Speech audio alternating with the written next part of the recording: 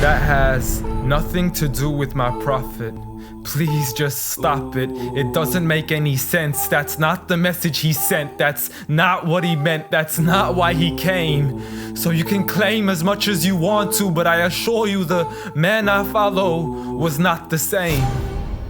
See, I know a man who forbade the cutting down of a plant, who even spoke against those who had burnt an ant. So why is it that I simply can't understand how we claim to follow the same man? I mean, I know a man who forbade us from harming the innocent, saying he who does so would not only be prohibited from paradise, but he would not even smell its scent.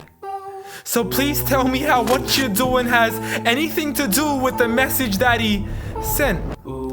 This is the man who forbade us from even scaring cattle with a knife, saying you have no right to let the animal die twice. And when he was asked for advice, he'd reply, "Don't get angry, don't get angry, don't get angry," repeating it thrice. See, I know a man who called to patience first, even to those who had treated him the worst.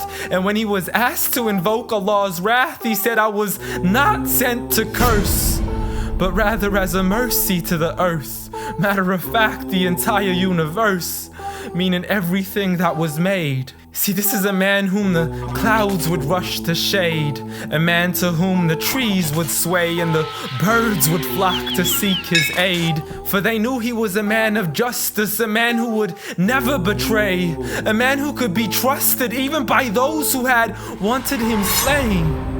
See, Anas bin Malik served him for 10 years and not once had he heard him complain. For he would never get angry for himself, but only for Allah's sake. And he never responded to evil with evil, but rather he pardoned and forgave.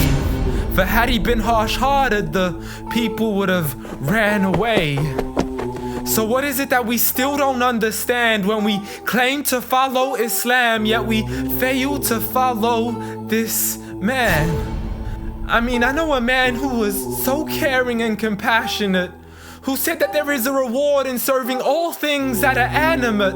In other words, everything that breathes, whether it be the animals, the trees, and every single human being.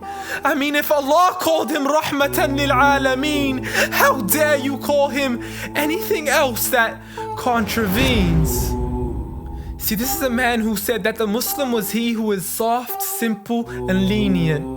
A man who taught us himself to be cautious from falling into extremism. See, he was never given two choices except he chose that which was easiest. Not for himself, but for his people and their convenience. See, I know a man who advocated for the freedom of the slaves. A man who taught us that the Muslim is the one from whom the people are safe. Not only from his hands, but even from the words that he says. See, this is a man who would never mock, mimic, nor ridicule, nor would he ever publicly rebuke an individual. This is the man I follow, so forgive me if this sounds unusual. But the man I know was so much more handsome, so beautiful. A man who taught kindness to the neighbors, who taught us to serve others without expecting back any favors, to spread peace to those we know and even to the strangers, to walk with humility and to simply ignore the haters. But nevertheless, I know a man who still taught us to stand up for the oppressed, from the men, women, and children who call out to us in distress.